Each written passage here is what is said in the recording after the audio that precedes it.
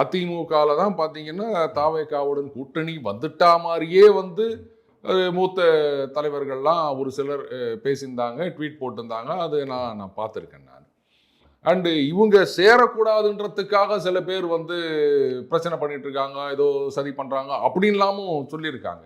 So நம்ம அப்போவே சொல்லியிருந்தோம், என்னங்க இன்னும் கூட்டணியே முடிவாயிட்டா மாதிரி இல்லாத மாதிரி சொல்லி நிற்கிறீங்க, அவர் வந்து வெயிட் பண்ணி நிற்கிறாரு, இல்லை காலம் கரியட்டம் அப்படின்னு பார்த்து நிற்கிறாரு. நீங்கள் அதுக்கு முன்னாடியே வந்து அதிமுக தாவேகா அப்படின்னு சொல்லியிருந்தீங்கன்னா அப்போ இவங்க தான் வந்து ஐயோ கூட்டணிக்கு அலைஞ்சு நிற்கிறாங்கப்பா அப்படின்னு உங்கள் வேல்யூவை குறைச்சிக்கிற மாதிரி இல்லை.